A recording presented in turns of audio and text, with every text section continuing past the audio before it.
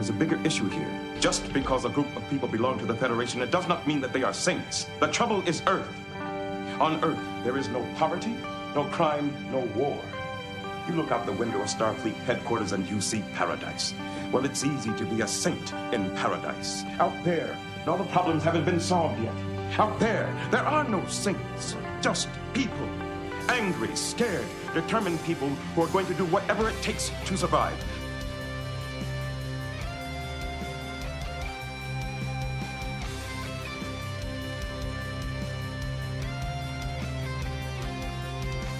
What I want to know is, out of all the stories you told me, which ones were true and which ones weren't?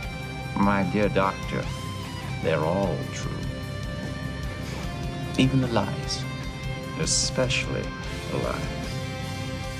On behalf of the Bajoran government and the Promenade Merchants Association, I officially welcome you to Deep Space Nine.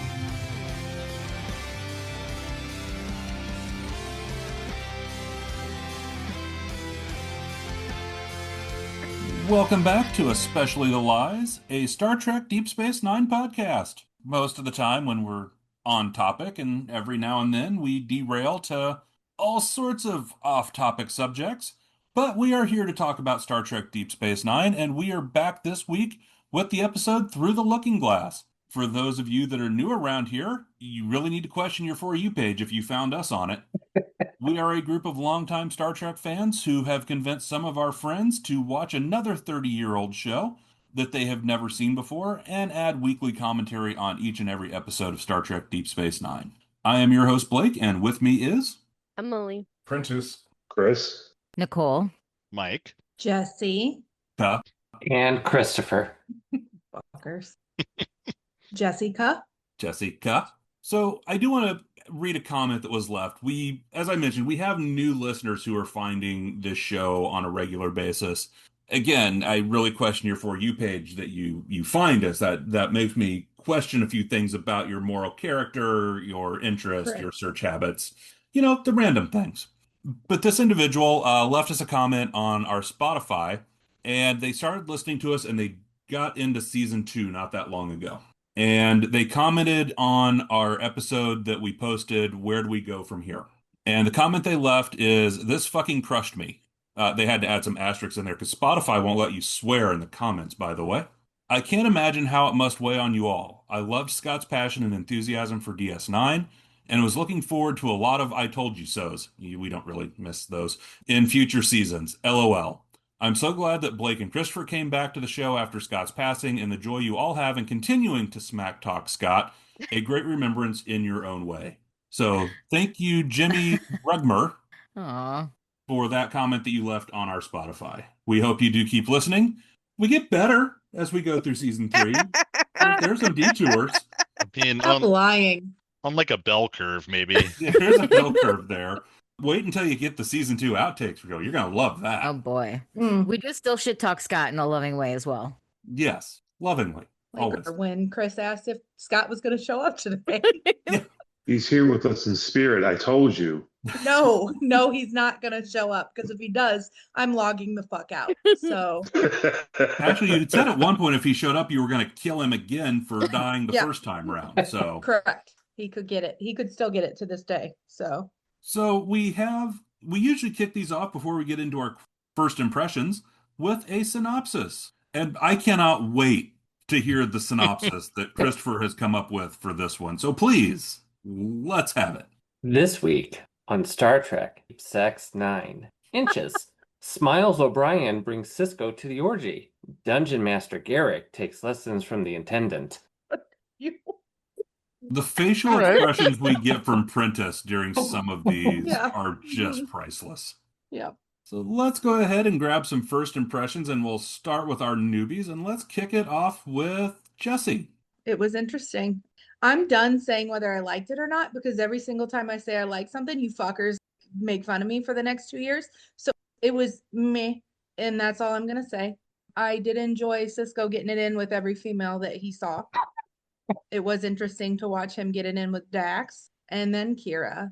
And surprisingly, he did not get it in with his wife, which I assumed would be the third and last thing happening. But no, overall, I mid it. I can't tell you whether I liked it or not. She liked it. It was fine. Also, Titty Tuesday over here, she's Emily. Cover it up, ma'am, because they're just popping. You know what? I have no control over what the fuck they're doing right now. They're covered mostly ish. Look, damn. they just want to say hi. Okay. Titty Wednesday over here. Shit. Listeners can guess what Patreon level they have to subscribe to to get the video version of the show again. Yeah, they're covered enough. I'm not worried about nip slip or anything, so we're good. No nip slip. You're trying to get Scott to join us tonight. Oh shit. She's summoning him with her boobs. So while we're at it, let's try to see if we could. Chris, how about your first impressions? Oh man, yeah. Well, Cork Vic over there getting his best Michael Vick on, fighting poor little animals in the cargo bay. That was some wild shit. But outside of that, I thought Kay Diddy was on her shit. She had her freakum dress on, or freakum bodysuit, I guess you should say, on the entire episode. And then Dax thing with Cisco threw me way off. I think we touched on that before. I'll go there again. And then, yeah, I mean, Cisco was just out there laying pipe across the galaxy. I guess that's what the other Cisco did. But overall, I did like the episode. It was not just for those things. It was enjoyable for me. There was more action in it. I felt like Cisco got the acting is still, it's not there. Something's missing. I don't know. But I did enjoy Cisco's role in this episode. Smiley, a.k.a. O'Brien. I enjoyed him. I like seeing Kira as a villain. For some reason, it just works for me. I don't know. For some reason. Yes, we really wonder what that reason is with with that particular. I will say, I think Dax took the trophy for this episode. When she came on screen, I was like, that wig she had on, the black hair, like, it's like, okay, Dax, I see you trying to get your swirl on. Had a little case of the jungle fever, her and Cisco. But yeah, no, it was I liked it. I enjoyed it. It was a good episode. That's fun. Nicole, this is going to be great. The way you ship people, and this is going to be fantastic. Let's get your first impressions. Well, I thoroughly enjoyed Smooth Daddy Cisco fucking his way through space and time. Okay, sure. Like, okay, Cisco, get it. I thought he was not going to sleep with Dax and be like, oh, let's do it later. And she's like, it can wait. He goes, okay. Sure can. I was like, he's been wanting that for a long time, and he could do it on this timeline because it's not going to affect his previous one. So he got that. And then the whole Kira thing, man, what's up threesome Kira with the sexy bald man that was feeding her and she's rubbing his head, and then the lady, like, Kira was freaking in this episode. I was like, my God, that was wild. Also, Garrick was annoying as fuck. I just wanted to punch him in his stupid Cardassian face. I did not like him. It was crazy to see Quark's brother. I always forget. Rom, is that his name? Rom. Rom with balls in this episode. I was like, all right. Dirty, long-haired Bashir, did not care for that. I thought he looked grimy, and I didn't like it. I was really pissed about the Vole fighting. Morn and Quark need to be punished for that. I don't like that at all. That's how the episode started, and I was like, dude, if I have to witness animal fighting, I'm gonna be fucking pissed. And luckily, it was just a lot of fucking, so that's fine. But yeah, I wasn't sure about this episode. I was like, I'm not gonna like this. I'm not gonna like this, but I did like it. I enjoyed everyone in these crazy different roles. It was very incestuous with everybody banging each other and threesomes and rubbing bald heads, and I don't even know what to say other than that. It was wild. But I will say that was also, I was not expecting to come around the corner and find Rom with a knife through him on the wall. That was a little extreme. But yeah, crazy episode. I think I liked it. I'm not 100% sure. And Christopher, your first impressions. I love the Mirrorverse. These are my favorite episodes. So I thought this one was a lot of fun. Whenever they can play off character, off type, it's a nice little breakup. I'm glad to see that they came back and kind of continued the storyline from the previous Mirrorverse episode. There was a little bit of continuity there, and it was fun, and I really enjoyed it a lot. After that synopsis, that's the best you've got? Okay, one, Nicole, you're wrong about Bashir. That No, she's instead not. of like Dr. Bashir, no, Mr. Bashir was the better looking one out of the two. Dude, But Bashir meets Iggy no. Pop. No. All right, let's switch over to our longtime fans and get their first impressions. And let's kick it off with Prentice. I love this episode, right? I love all the Mirror Universes episode in Star Trek, with the exception of the Mirror Universe treatment in Discovery, but that's a different subject. It's always fun to see Cisco or Avery Brooks trying to act bad, and he is kind of stiff. So I agree, Chris, that he was kind of stiff at first, but he kind of mellowed out. So I liked the episode. A lot of good things to comment about, but the cast. Chris, you mentioned Jungle Fever. Do you know that movie anniversary was this month? It came Was out. this one? No, Jungle Fever came out in 91, June 91. Oh. Damn. When you mentioned that, I was literally just looking at the history of that this month. I was like, that is hilarious. And as I listened to the theme song for the movie, that is a wild theme song if you actually listen. I was like, did Stevie really say that? And this was part of a movie soundtrack in 91? That's Yeah, crazy. man.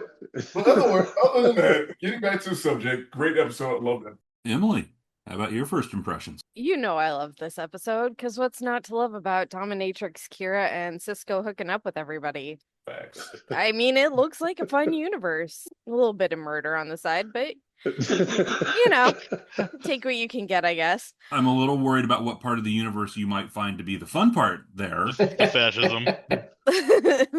Oh no. we It's all fine if know you're the from one in- Emily's reading this what she is enjoying in this universe. Yeah, we can actually probably just leave it there, because if you are on our Discord, you've seen what I read. Correct. You're on our Discord, you likely need therapy. This Correct. is true. Which But is why no- you're one of our followers. It's just It is the therapy. It is. It's a really good episode. I don't dislike Scraggly Bashir. I think it's interesting to make him look so different than who he is as Dr. Bashir. And it's really just, it's fun. I feel bad for Rom, but he decided to be a backstabber, so I guess fuck him. But is that out of character for him? Really? Look, it seems like a characteristic Ferengi trait. Like, regardless of the universe, take the opportunity, stab somebody in the back, and gotta you face the fuck around and consequences. find out. In Yeah. certain universes, a little more than others. Yeah. So, you know. He's doing it for the good guys. Wait. One small amendment. We're talking about Bashir.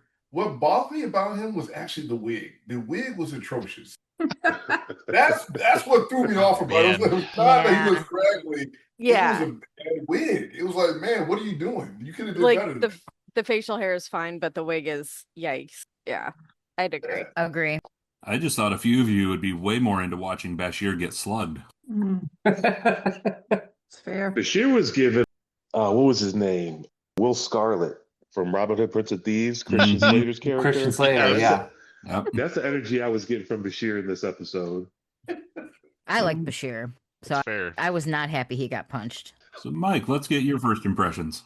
It's a fun episode. It's hard to take anything about it very seriously with the whole Cisco just working some stuff out, man. He found the loophole to the illicit holosuite programs. Just go to another dimension, bang all of your friends and coworkers. It's totally cool. I get it. He did it to maintain his cover. What a guy. Fucking secret agent Cisco. But I don't know.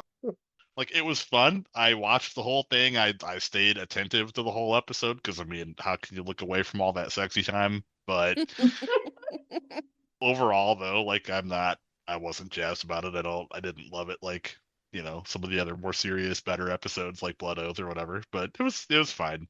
And as for Bashir, the thing that bothered me, I had no problem with him looking scraggly or like a heroin addict or whatever. What I did have a problem with was him trying to act as bad boy Bashir. I forgot what episode it was where he like got taken over by the entity, and it was one of the early ones, and he was like walking around playing Mr. Sinister the whole episode, and Yeah, it was it's awful, like a dude. season one where he It was, taking and he was over. doing it again. He was doing the same evil Bashir voice again, and it drives me fucking crazy. I do not like it. So I was very happy that he got punched and shut up. I think these episodes, I love the Mirror Universe episodes when we get them as well. I think they're a lot of fun. And I was like, unlike Press, I did like the Mirror Universe in Discovery also. I thought that was kind of a fun take on it as well and where they went with it. But I do like this episode with Cisco showing up in the Mirror Universe.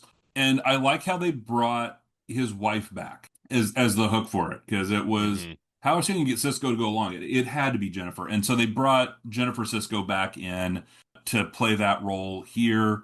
And Nana Visitor as Intendant Kira is just fun. I mean, she is a delight. And it says in some of the commentary that she hates the outfit because of how hot it was, that basically she had to stand in front of a fan whenever she wasn't filming because that outfit was so hot. And if you sweated in it, it like made spots on the outfit. Ooh, it's hard to feel sexy with swamp hot. ass. Yeah. So, but she had to have had some fun with just the way she got to play that one. And then Andrew Robinson as well with Garrick. I mean, this is Garrick just being what some people think he might be in the prime timeline. It's really hard with Garrick to tell. It's like, which one of you is the mirror Garrick and which one might not be? It's like it raises some questions there. I don't know if I agree with that assessment. I feel like regular universe Garrick would have also been in line to have sex with Cisco. Probably would have. Yeah. Or would have been with Bad Boy Bashir. My only real complaint with this one is they had Tuvok from Voyager appear in this one. They had Tim Russ as Tuvok show up, which was originally not supposed to be Tuvok. They had it written as another role. It was a rating. To me, it was a rating stunt at the time of trying to get attention over to Voyager. So they threw Tim Russ in as Tuvok as another character. That wasn't a huge. I don't think it was needed. So that's my only real complaint with it. And like I said, watching Bashir get slugged by Cisco before Cisco went and bangs half the galaxy on a away mission, it's fun. I actually looked at the timing of that because I was kind of curious. If I'm not mistaken, and if IMDb is correct, I believe Voyager premiered in like January of that year of 95, I think this was. Yeah. And this episode came out in April, so just like 4 months later. Yeah, this was right after, because we actually talked about it. Voyager premiered between a couple episodes earlier this season, because Voyager's first episode started on DS9. That's right. Yeah. Because you had Lieutenant Paris and Ensign Kim in Quarks, and Paris was stopping Kim from getting swindled by Quark. That's right, and they depart from DS9 to go to the Badlands where things happen. Yeah, where shit goes wrong. All right, so let's go ahead and see what discussion we have about this episode and who wants to kick us off. This is just becoming a habit. So I want to know how Cisco's going to be able to go back to his universe and look Dax in the face and not feel some type of way. Like, that's just weird, ain't it? And call her old man. Right. That's what I was like. Dax has got that old man in them. Like, I don't know. It was just that was just weird to me. Even though she was looking fine as shit. But I was like, you got to go back. Like, you got to look at her now. You know what I'm saying? Like, in the face and be like, hey, like everything's supposed to be normal. I'm thinking he probably wouldn't want to share some of this particular mission debriefing with Kira either. Right. It's like, you did what? He goes, does he tell him? Yeah, it's like, hey, Dad, you never believe what happened over there. Like, what? Yeah, she invited me in. We played Parcheesi. Yeah, this time the captain's log will take on an all-new meaning. And then Kira getting her ditty on. I was waiting to see some baby oil fall out of a cabinet or something, but she's rubbing on bald heads and shit. I'm like, they just had these people all the way out there in the streets in this episode. Prentice. Oh, I was going to say, completely different subject. It's always good seeing the actress that plays Jennifer Cisco. Always like her. I wish we could have seen more of her. I went down the IMDb rabbit hole and found out she retired from acting and she's now a holistic nutritionist. I did not expect that. She totally went to a different direction, but it's always good seeing her. I like seeing her on the show, and I wish we could have seen more of her in the episode. But it was good seeing her again this episode. Nicole? So I know Chris said that he wasn't too keen on Avery Brooks's acting, but I will say I enjoyed his smoothness throughout this episode. I was like, damn, I'm ready to get in line. Like, he had me fooled. I was like, wow, he is a smooth motherfucker. I was like, okay, but also like, too, if you think about it, he probably hasn't slept with anyone since his wife died for 5 years, right? So Come on. good for him for going to the alternative universe and just banging everyone. No consequences, no strings attached. He can go back to living his life. He got his nut. He's happy. And No hesitation. he can live for another 5 years without it. I mean, good for him if you think about it. So what you're saying is the mirror universe is kind of the Vegas of Star Trek. What happens in the mirror Exactly. universe will stay there. Exactly. Like, if you think about it, he probably was like, you know what? Fuck it. I got to keep up appearances, and I haven't got laid in a while, so why not? Good for him. How do you know he hasn't been laid in a while? Agreed. And that's what I was about to say. I don't believe it for 1 second. I don't know. I will say, Avery Brooks did comment that when he got the script for this episode, one of the reasons he was very happy with it was because in this script, Cisco has sex for the first time since the show began, and not just once, but twice. Yeah, but like, he's number one in charge. There's no way he hasn't had sex. I don't believe it for 1 second. Especially if you go from, okay, you're married, now you're not married anymore, and now you can do whatever you want. Yeah, but he was grieving. Like, Widowhood is different than a divorce. Yeah. Okay. It's Says very different. anybody here that knows what it's like to lose their spouse. Fuck off. I don't believe it. I don't believe it. Sex is sex. And you know what? Okay, I miss my ex-husband, but I still could get it in if he's dead. Sorry. You still have needs. I don't know. I feel like emotional takes over sometimes, but Maybe, but you don't know. Like, you don't know until you don't know. And That's like, true. I would love to say that I know what I would do if I lost my husband, but I lost my husband. And, I mean, he didn't die. Probably would have been easier if he did. Yeah, but he's just a dick. Right.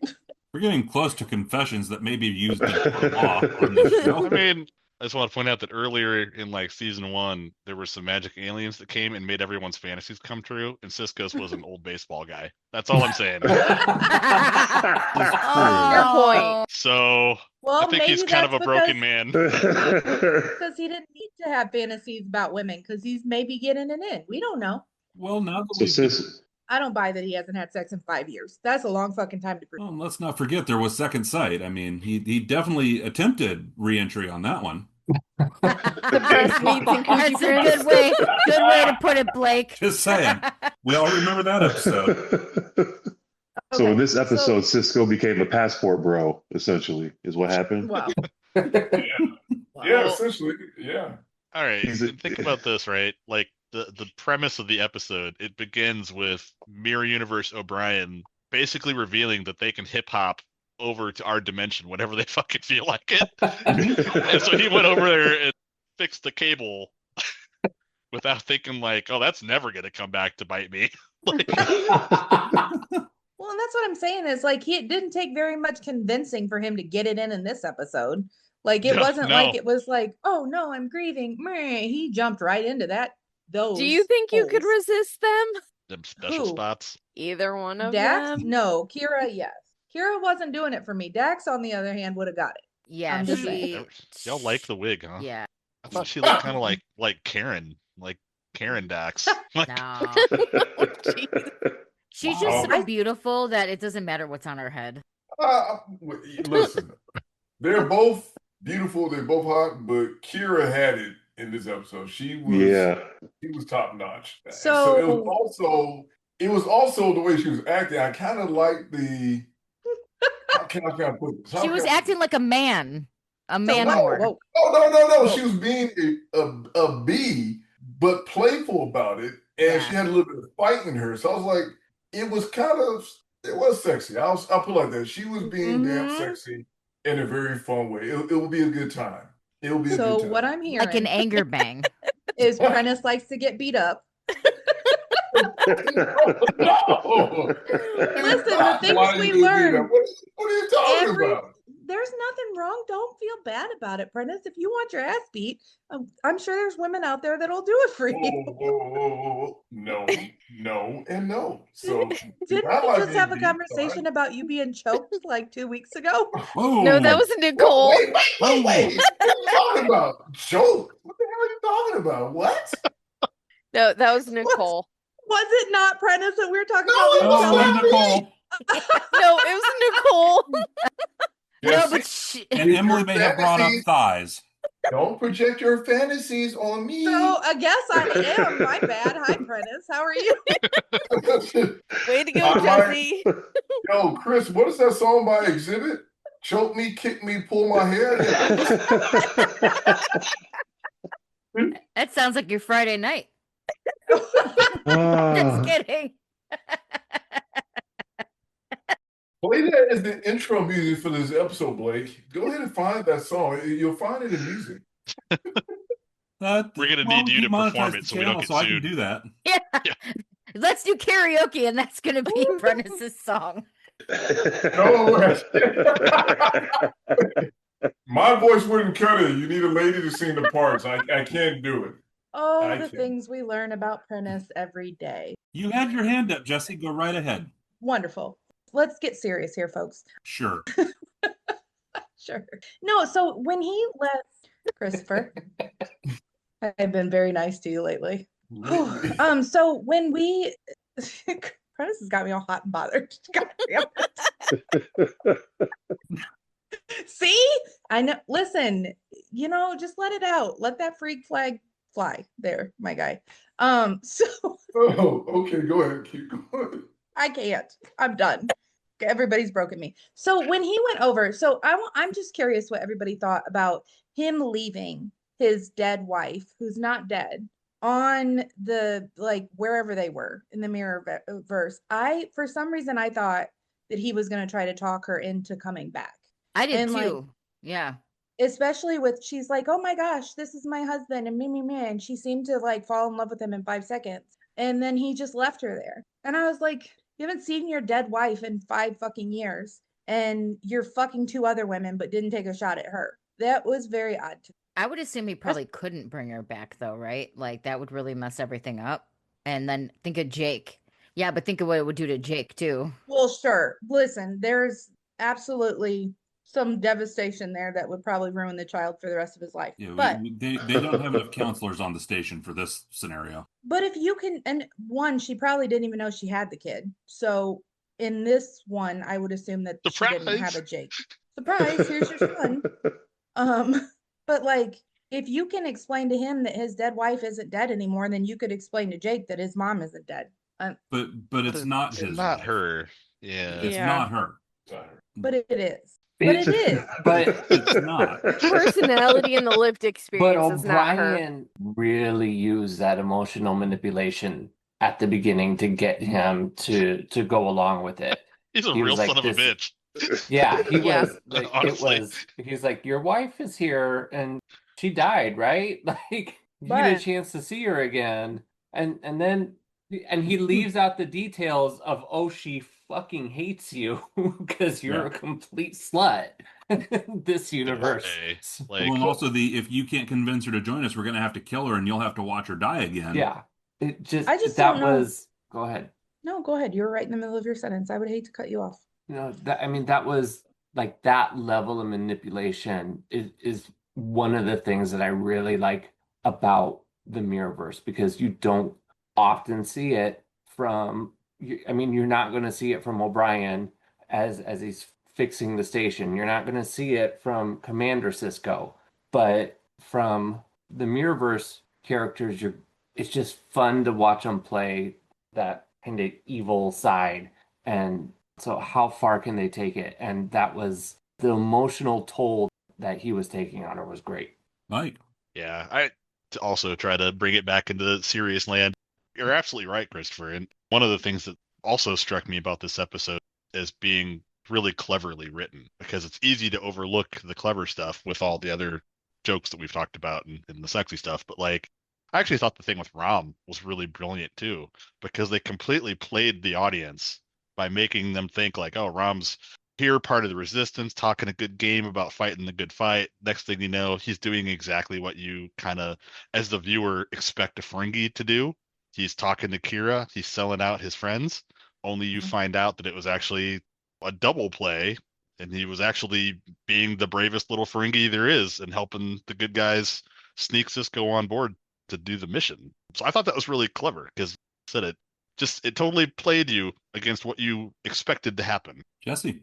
Yeah, this has nothing to do with what Mike just said. So sorry, I'm going to go back to what we were talking about. So I would be pissed off if I am in this universe divorced and then I get over to another universe where I'm told that it had to have taken on him to see her, knowing that in his universe she had been dead for 5 years, and then just to see her alive in the flesh and she's talking and they're falling, like clearly there were feelings there between the two of them and they were like literally rekindling this, and then he leaves her again and then I have to come back to a world where I'm divorced again. It just doesn't, it would suck. Like it just seems like it would suck. Like it seems like it would have sucked for him. Is that cheating if you have sex with the alternate universe version of your partner or your spouse? I don't know. Chris, why don't you ask your wife how she'd feel if you were sleeping with her in another universe? Oh, we've already had that conversation, and she said she would have to kill her. Like she would go travel multiverses and kill all the other versions. So the answer is yes. I mean, it's. I guess we talked about it probably before with the mirror universe thing, right? But like, I'm gonna stand on the point that like that looks like his wife. It's the same genetics as his wife, but it's not his wife. They don't have any of the same shared experiences, any of the same. It's like the nature versus nurture discussion, right? They're different people. Mm-hmm. They're completely different people. They might look like familiar people, but they're not the same people. And I mean, in the end, she kind of knew it too. She's like, didn't she basically say like, I don't know who you are, but like, She's like, you're not my husband. Come back and hang sometime. But like, Cisco, in the end, I'm sure it was super gutting for him, but like, he made the most emotionally responsible decision for himself and probably for her too, because it was a real kind of Ike Turner situation. like him showing up and taking the place of her scumbag husband and being like, oh yeah, baby, no, it's totally fine. Like, well, this makes me think of Spider-Man No Way Home, because in the Andrew Garfield Spider-Man movie, he was not able to save the girl. But in No Way Home, he was able to save the girl. So I feel like this is maybe Cisco kind of getting an opportunity to save her in this universe, even though he couldn't save her in his. So maybe even though it was probably hard and it was probably terrible, it gave him an opportunity to not only see her again and talk to her again, even though it wasn't really her. And then he was able to save her. So maybe some sort of closure or some sort of potentially like, maybe this can help him move on in a way. Like that's kind of how I took it. And again, don't have a lot sci-fi wise to kind of compare it to, but that's exactly what I thought about, because that was one of the biggest takeaways from that Spider-Man movie was, oh my God, he finally got to save the girl in this timeline or whatever. You know what I mean? So I feel like maybe this could be even a healing part for Cisco, even though I'm sure it was hard and it was terrible to leave, but he knew he had to, and she also knew that he had to as well. So I don't know, maybe that's just me being a hopeless romantic and kind of like a optimistic person, but that's kind of how I looked at it in this particular case. I mean, how bad would it have been though if she would have come home with him? Do we know? We don't know. She could have come home with him. She could have traumatized the child and probably figured out that neither one of them liked each other and she wasn't actually him. But like, if he can go over there, she can come over here. No, she could have. Yeah, I mean, we got to think too. Like, she was a key part of the whole episode because she was the missing, according to the Terran Resistance. She was their missing link, their best defense against the Alliance. Yeah. So if Cisco would have been like, "Yo, fuck them, you coming with me," they definitely would have got. Right? Exactly. Gonna be my secret weapon. Oh man. Yeah, I doubt the Resistance would have let her go. I don't know if y'all caught it, but there was a part where Cisco and Jennifer were having their debate back and forth, which I did really like because it's always been an interesting topic to me of the freedom. What is freedom, right? Like Jennifer thought that she had some type of autonomy because of the position she was in and the type of leverage she held. But Cisco was like, no, you a slave just like everyone down in the ore processing mine. So I really like that debate, and it was good. I like the way that they wrote that scene and everything played out. But there was a moment in that scene, I can't remember what Cisco said, where he said something to Jennifer, and Jennifer gave him gave him this Negro please look on her face. And I was like, oh shit, okay. I'm like, this is some Barack and Michelle type shit right here. Like, had to check him real quick, but I did like that scene because of the dialogue. But that moment too was hilarious to me. But yeah, I don't know the episodes where they do that, where they kind of will touch on the heavier, I don't say necessarily heavier, but deeper or more substantial subjects. I find the most interesting, and I think this episode had that element to it. But that particular conversation between Jennifer and Cisco in, I don't know, was it her quarters or wherever they were, I thought was really kind of the crux of the episode to me. Out of all the scenes and all the craziness, I thought that was the key moment. When he looked at her and said, "You're still a Terran, you're still a slave, just as they all are."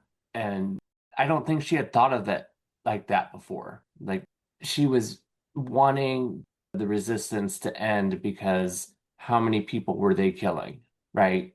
And that if they would just kind of capitulate, they would be treated better and the bloodshed would end if they just listened to what and followed what the government was saying. And so I don't think she had thought of it that way before. And that the look on her face when he said that, I was kind of wondering what you and Prentice were thinking when you guys watched that scene, because it's going to hit differently for you guys than it would for us. Is it because they're black?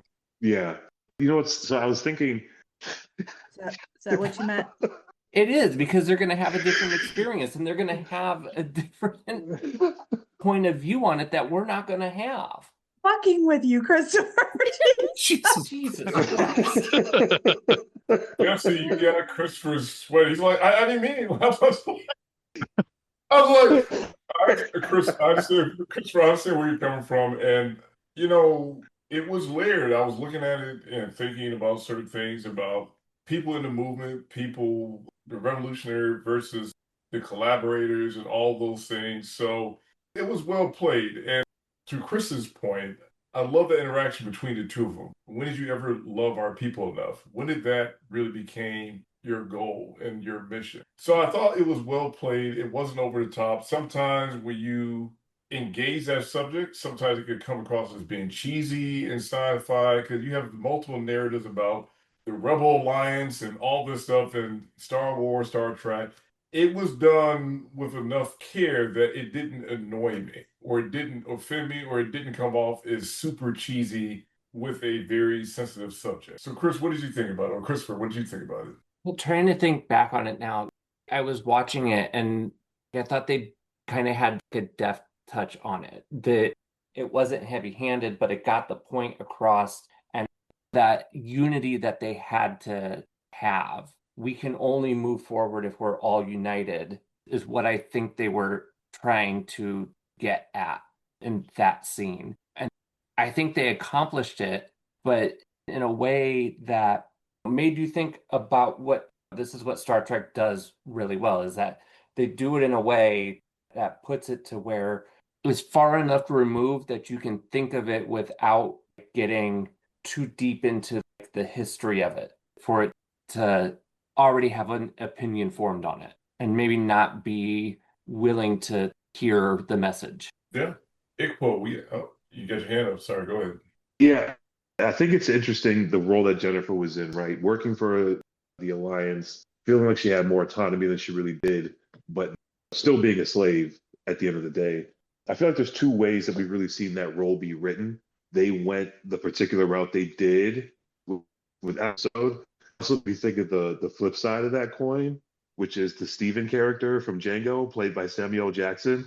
Like, you have very two polarizing, so I was just saying, I like the way that they did it, but I thought it was interesting because when I watched that scene, which was my favorite scene of the whole episode, and then I was watching her performance and kind of her come around, listening to Cisco make his argument and everything. I'm like, man, that would have been a totally different scene if she was like Steven from Django. It would have been on some really extra wild shit. But I mean, because anytime you get into freedom, slavery, all that kind of stuff, I think, creatively, there's a lot of wiggle room on how you can present it or how you can embed it within the story and everything. But there's very little wiggle room on whether or not it works, right? So in this particular scene, in this particular episode, I think, Mike, you said it first, and Prentice, you kind of reiterated it. I think the writing was very well done with how they approached it. Nicole? I was going to switch gears and talk about Garrick because I wanted to touch on something that you had mentioned earlier, Blake, that I agreed with 100%, is that I feel like alternate universe Garrick is actually how Garrick really is. I feel like that is him. I feel like he is holding back on our universe of DS9. I feel like he is a shady fucker and he hates anyone who's not a Cardassian. And that militant, torturous, rude one is how he probably really actually is. That's just my thought process. I think alternate Garrick is actually Garrick. Nicole, I'll put it to you like this. That's the Garrett before he was exiled. Yes, exactly. That's the Garrett. I think it's the same Garrett, just without being exiled, being punished by the Cardassian government. Yeah, I agree 100%. That's all. Any other thoughts on this episode? I need a cold shower. Emily, of all people, you're being awfully damn quiet about this episode, and this episode is like right up your alley. I don't know what you mean by that, sir. Bullshit. I would absolutely not read an entire 5-book series about this episode alone. Notice she took her sweatshirt off, so it was getting a little warm in here, all right? Just having a hot flash. Okay. So are we good? Define good. No. Whatever. We're something. We're something. So I think that wraps up our discussion of Through the Looking Glass. Let's go ahead and grab some questions from our newbies for any questions and predictions they may have. And let's start with Chris. Yeah, I think so. Since they showed in this episode that the alternative universe people can pop over whenever they want, I wonder if once the Terrans win the war, if Jennifer will hop on over to see what's popping with Cisco, and if that comes back up again, or if anything that Cisco did is alternate universe, Dax gonna pop over with a baby. Because Cisco ain't wrap it up. Let's be real. So, oh my God. We're not even thinking about that. Come on, man. Jesus. my dad is sitting right next to me, and now he's questioning what I've been doing for 3 seasons. He's concerned about the discussion regarding intergalactic gonorrhea. Hey man, if you go whoring around the galaxy, you're gonna bring back something. It's gonna be a kid. It's gonna be something you need to get Bashir to clean up with some cream or something. It's you bringing back something. But yeah, I'm really interested to see if any that alternate universe cast or people find their way back over into I guess the core reality again. You want to know he's going to bring back a galactic HIV-like disease? That's the best question ever, I think, in the last 2.5 years. Thank you, Chris. All right, anyway. Intergalactic gonorrhea. Herpes simplex 9. What the hell? Okay, Jessi. Well, broke Jessi. So on that note, Jessi, let's get your questions and predictions with your dad right there. Oh, I have none, and I wanted Hi, to Jessi's stop dad. looking at me. We're sorry, Jessi's dad. No, we're not. I want to know about this sweater coming off. Well, Tim Tuesday over here, she was showing her boobs. It was a thing. Yes, it's fine. It's not. It's a power move. Straight up, she's asserting dominance right now. She did it from the beginning. Hey, sometimes you just got to show them how you feel, right, Emily? Good night, Dad. Exactly. So nice to see you. So my question: there's no nipple slips, no nip slips, so No. we're Yeah. okay. There aren't. Not yet. It's early. I want to know, have they found a cure for the intergalactic gonorrhea, or like, can they cure HIV? Interesting. Doesn't, what happens in Vegas doesn't stay in Vegas when it's something like that. So I'm just curious, do they have the cure? My next question is, what is the protocol for a rampant outbreak of such galactic gonorrhea? Do they shut it down? Does everybody go on lockdown? Is nobody allowed to look at each other? Other than that, I don't have any questions. Nobody allowed to look. Can a tricorder detect if someone has that intergalactic gonorrhea or not? Like when you walk up on them, can you do? If it is a medical no. tricorder, yes. Oh, and then don't snag that one because they're dirty.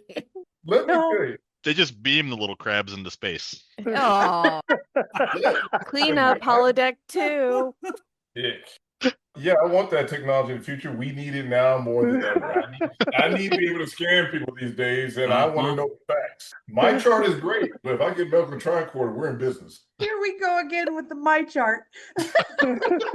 listen, we're at the age where we went from MySpace to my chart, okay? And it happened too damn fast. And I want to see it. Christopher, let's get your questions and prediction, please. Okay. Breathe. I'm trying. Look, I don't think that this is going to be the last time that we're in the Mirrorverse. So, when do they come back? Who's going to kidnap who this time? What the hell was Tuvok doing in here? You guys probably covered it when I stepped away, but it's called sweeps and ratings. Yeah, I figured Did you say as much. Tuvok. Tuvok. It'd be cool as shit if Tupac was there, but it was not I Tupac. didn't see Tupac, but shit, I think he was still alive at this time. So yes, he was. Yes, he was alive. Could you imagine if Tupac did a cameo on Star Trek DS9? What did I miss? Cisco would have been in the Mirror Universe performing "I Get Around." Hell with yeah! That's my favorite Tupac song. It's Cisco's too. Shit. Nicole, let's get your questions and predictions, please. Was Christopher done? She's already gotten naked, half naked too. What am I missing? I missed the tank top. Fucking Jessi, it is not TikTok Tuesday. Christopher, did you have any other questions? My only thing is, I think they're coming back to this universe, and that Got it. somehow that all these storylines between the Mirrorverse, the Dominion, the Maquis, the Cardassians, they're all going to intertwine somehow, because you can't keep mentioning these characters and reintroducing them and making them a part of a storyline that is supposed to come together at some point. That, or it's just a giant cock tease, and it's going to really piss us off. Are we ready for Nicole's questions and predictions now? Yes. So really, my questions were kind of the same as the others. Are we going to see any more hopping back and forth between universes? Are we going to have more problems with the current situations with the Dominion and all that, and the other situation? Like, is there going to be crossover, like Christopher said? Like, what's going to happen there? I'm just very curious to see what's going to happen next. And I do want to know if there'll be any repercussions from Cisco pretending to be the dead Cisco. Like, is that going to cause problems? Because, in other iterations of time travel, you mess with the timeline, you fuck shit up. So does that happen here? That's all I have. Oh, and that was like another point that I was going to make. How many times are they going to make him be the hero of like somebody who's dead, right? They did it in past tense, and now they're doing it again, where he goes off because, hey, we need a hero, and it becomes Cisco. And this is just the second time that they're kind of doing that, where come and be the hero, and part of it change history, but also keep this rebellion going. Or he's starting rebellions all in different timelines and in different universes. Somebody's got to do it. So I think that wraps up our discussion of Through the Looking Glass. If you want to engage with this group of fine, upstanding, somewhat degenerate group of individuals, you can check us out on all of our social media links down below. For those who are members of our Patreon at any level, you will also get access to our Discord. If you think anything we have said on this show is absolutely batshit crazy, you should check out the Discord and see what we have going there, because trust me, it's worse there. Except for Jessi is convinced that the Discord is nothing but porn and smut, but really, there are all kinds of discussions that happen on our Discord server. We have music, we have food, we have allegedly a sports channel, but I've yet to see conclusive proof that sports is actually discussed on the sports channel. It's the World Cup. We're talking about soccer. I've seen some discussions about balls, but I'm not sure soccer was Right. what was discussed in the All the sports balls. corner of our Discord. We will be back next week where we will discuss the episode Improbable Cause in our usual style of batshittery and unhinged commentary. Until then, I have been your host, Blake, and with me has been Emily. Prentice. Chris. Nicole. Mike? Jessica. And Christopher. Thank you for listening to Especially the Lies, a Deep Space Nine podcast. You can find all the places to listen to and watch this podcast by searching for Especially the Lies on your podcast app or on YouTube. We want to hear from you, so join the conversation at Facebook, Twitter, and YouTube. Be sure to subscribe and leave a review where you are listening to or watching this podcast. Especially the Lies is not affiliated with, and the podcast has not been prepared, approved, or licensed by Paramount or any other owners of the Star Trek copyright.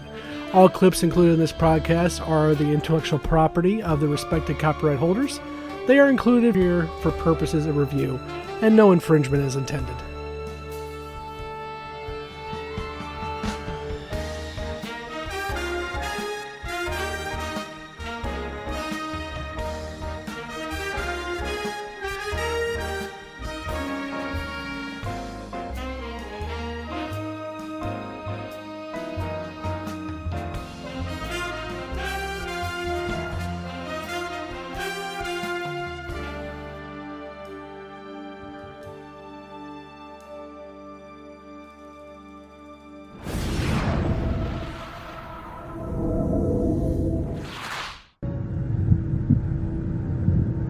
Why have you brought me here?